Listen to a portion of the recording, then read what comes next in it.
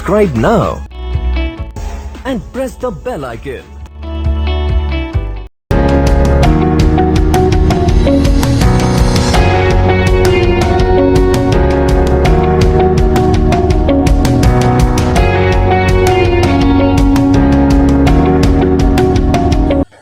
तो dear students, अब हम बात करते हैं वन कैंडेला की। तो वन कैंडेला दरअसल यूनिट है लुमिनस इंटेंसिटी की। तो पहले हम लुमिनस इंटेंसिटी को अंडरस्टैंड करेंगे, फिर कैंडेला हमें समझ आएगा। तो लुमिनस इंटेंसिटी या लुमिनस से क्या मुराद है? तो लुमिनस से मुराद ब्राइटनेस है, शाइनिंग है। तो ऐसे ऑब्जेक्ट्स जिनकी अपनी रोशनी होती है उनको लुमिनस कहते हैं। जिस तरह के सन है या दूसरे स्टार्स हैं या बल्ब है, इनकी अपनी रोशनी होती है, ये लुमिनस है। और इनसे निकलने वाली जो रेडिएशंस हैं वो कितनी शिद्दत रखती हैं, उनको हम लुमिनस इंटेंसिटी कहते हैं, जिसकी बात हम अभी करेंगे। तो ऐसे ऑब्जेक्ट्स जिनकी अपनी रोशनी नहीं होती उनको नॉन लुमिनस ऑब्जेक्ट्स कहा जा सकता है। जिस तरह के टेबल है, दीवार है, ये घास है, ये बादल है, ये आसमान है, इनकी अपनी रोशनी नहीं है। सूरज की या बल्ब की रोशनी इनसे टकरा के हम तक पहुंचती है तो ये फिर हमें नजर आते हैं। तो ये नॉन लुमिनस ऑब्जेक्ट्स हैं। हमारा कंसर्न इनसे नहीं है, हमारा कंसर्न लुमिनस इंटेंसिटी से है। मिसाल के तौर पर मैं एक बल्ब रखता हूं, इस बल्ब से एक खास डायरेक्शन में रोशनी जा रही है। अब ये रोशनी जाहिर है एक कोन की शक्ल में फैलती है, कोन की शक्ल में। उस कोन के अंदर एक एंगल बनता है। तो एक तो मुझे ये मालूम हो कि कितनी लाइंस, कितनी रेडिएशंस जा रही हैं, एक चीज। दूसरा, ये एंगल कितना बन रहा है, क्योंकि अगर मैं इसको खोलूं तो एंगल बढ़ जाएगा, ठीक है। अगर मैं इसको कम करूं एंगल कम हो जाएगा। तो इस एंगल का बड़ा रोल है। एक तो नंबर ऑफ रेडिएशंस का रोल है, इसको ल्यूमिनस फ्लक्स कहते हैं। और दूसरा इस एंगल का। तो ल्यूमिनस फ्लक्स कितना है और ये एंगल कितना है, सॉलिड एंगल। इन दो चीजों की जो रेशियो है उसको ल्यूमिनस इंटेंसिटी कहते हैं। तो luminous intensity is equal to luminous flux over solid angle. तो इन दो चीजों पर डिपेंड करती है किसी भी रोशनी की जो शिद्दत है। तो इस रोशनी की शिद्दत की जो यूनिट है वो वन कैंडेला है। वन कैंडेला को कैसे डिफाइन करेंगे कि the radiations emitted in a particular direction from a source of monochromatic light whose frequency is 540 into 10 is power 12 hertz and whose radiant intensity is about 1/683 watts per steradian। तो ये definition है। इससे क्या मुराद? इससे मुराद ये है एक स्टीरेडियन एंगल के अंदर एक खास कलर की लाइट एक पर्टिकुलर डायरेक्शन में जा रही है तो उसकी जो शिद्दत होगी वो वन कैंडेला होगी, जबकि उसकी frequency 540 into 10 is power 12 hertz होनी चाहिए। और उसकी जो रेडियंट इंटेंसिटी है 1/683 वाट्स पर सेकंड पर स्टीरेडियन होनी चाहिए। इससे क्या मुराद है? Frequency 540 into 10 is power 12 hertz से क्या मुराद है? और ये जो और 1/683 वाट्स पर स्टीरेडियन से क्या मुराद है, ये समझना लाजमी है। देखें इंसान, पहली बात तो ये है कि ये जो हम डिस्कस कर रहे हैं कैंडेला या लुमिनस इंटेंसिटी, ये विजिबल लाइट के लिए है, यानी कि 7 कलर्स के लिए। 7 कलर्स में से कोई एक कलर हो। 7 कलर से बाहर जो रेडिएशन जो आपको नजर नहीं आती है, एक्सरेज, अल्ट्रावायलेट रेज, माइक्रोवेव्स, उनके लिए ये नहीं है। उनके लिए रेडियोमेट्री जो ब्रांच है वो उसको एक्सप्लेन करती है। हम फोटोमेट्री की तरफ हैं, ये जो विजिबल लाइट को डिस्कस करती है। विजिबल लाइट की जो शिद्दत है उसको हम एक्सप्लेन कर रहे हैं। अब फिर 7 कलर में से आपने एक कलर लेना है जो कि ग्रीन कलर है। वजह क्या है? हम सिर्फ ग्रीन कलर की बात कर रहे हैं यहाँ पे एक कैंडेला को डिफाइन करने के लिए। वजह यह है कि 7 कलर में से इंसानी आंख के लिए तमाम कलर की सेंसिटिविटी मुख्तलिफ है और इन तमाम से सबसे ज्यादा जो सेंसिटिव है इंसानी आंख के लिए वो है green colour, green yellowish colour. और उसकी जो वेवलेंथ बनती है वो है 555 नैनोमीटर।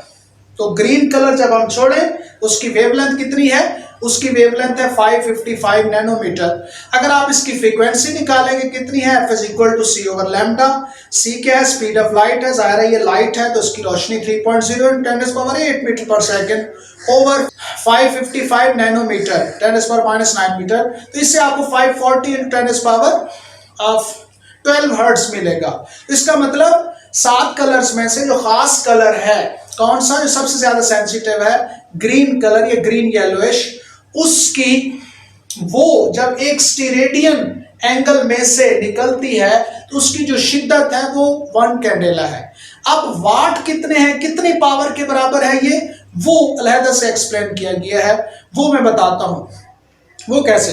देखिए, तकरीबन ल्यूमिनस फ्लक्स इस ग्रीन लाइट का तकरीबन 683 ल्यूमेंस रेडिएशंस पास हो, यानी कि फ्लक्स यानी कि रेडिएशंस की तादाद कितनी हो, 683।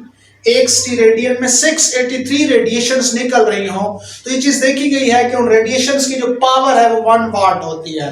तो 683 रेडिएशंस क्या बना रही है, कितनी पावर दे रही है, 1 वाट। अब 1/683 वाट किसके बराबर होगा, जाहिर है 1 ल्यूमेंस के।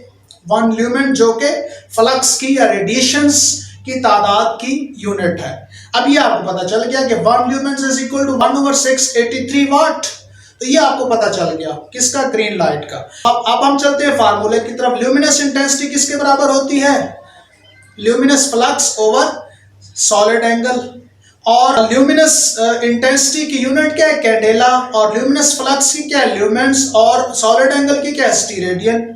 अब आप ल्यूमेंस में पुट कर दें वो वैल्यू जो ऊपर निकाली है 1/683। जब वो पुट करेंगे तो आपको मिलेगा 1 candela is equal to 1/683 watts per steradian. यानी कि आसान तरीके से मैं फिर से समझा दूं कि एक कैंडेला रोशनी की शिद्दत क्या होती है, एक कैंडेला रोशनी की शिद्दत एक कैंडेला होगी अगर एक स्टीरेडियन सॉलिड एंगल के अंदर एक ग्रीन लाइट जो है वो एक पर्टिकुलर डायरेक्शन में मूव करती है, तो वो 1/683 वाट्स पर स्टीरेडियन जो है वो एनर्जी लेके जा रही होती है।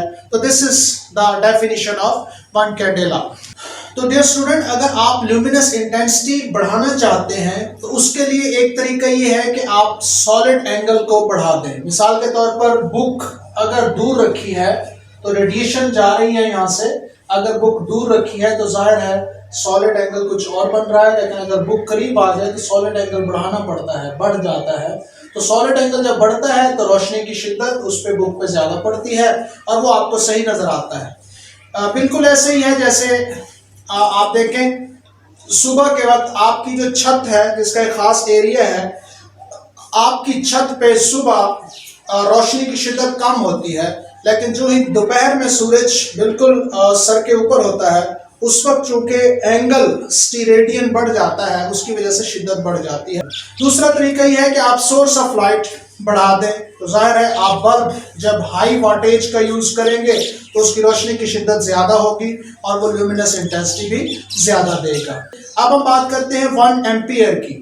1 ampere is the current between 2 parallel wires of infinite length having 1 meter separation when magnetic force between these two wire is about 2 × 10⁻⁻7 Newton. तो जब दो वायर्स इनफिनिट लेंथ की, उनके अंदर इनफिनिट लेंथ की दो वायर्स रखी हों 1 मीटर के फासले पे और उनके अंदर आप करंट दौड़ाएं और उस करंट की वजह से वो एक दूसरे को अट्रैक्ट करेंगे, जो कि सेम डायरेक्शन में करंट जा रहा हो तो आप सेकेंड ईयर में पढ़ेंगे कि वो वायर्स एक दूसरे को अट्रैक्ट करती हैं। तो वो जब अट्रैक्ट करेंगी तो उनके दरमियान मिनिमम फोर्स होगी, उसकी वैल्यू 2 × 10⁻⁷ न्यूटन है, जो कि बहुत ही मिनिमम वैल्यू है। इतनी फोर्स जब लगेगी तो हम समझेंगे कि इन वायर्स के अंदर जो करंट जा रहा है वो अबाउट 1 एम्पियर है। तो ये 1 एम्पियर की डेफिनेशन थी। अब वो जो वायर्स हैं उनके दरमियान फोर्स ऑफ अट्रैक्शन कैसे मालूम की जा सकती है, उसके कुछ मेथड्स हैं। उनमें से मैं आपको सिंपल समझाने के लिए कि आप इवन के एक आइडियल टाइप का एक स्लिंग की स्प्रिंग रख सकते हैं और उसको एक नीडल से अटैच कर सकते हैं। जब फोर्स लगेगी तो वो जाहिर है कि कंप्रेस होगा और उसकी वजह से नीडल हिलेगी, तो उससे आप मिनिमम जो डिविएशन है करंट की वजह से वो आप मेजर कर सकते हैं। तो ये आज का लेक्चर था। अगर आप पहली दफा लेक्चर सुन रहे हैं या हमारे चैनल को सब्सक्राइब नहीं किया तो सब्सक्राइब कर लें ताकि हमारे तमाम लेक्चर्स आप तक पहुंचते रहे। तो best wishes for you next lecture तक के लिए। अल्लाह हाफिज।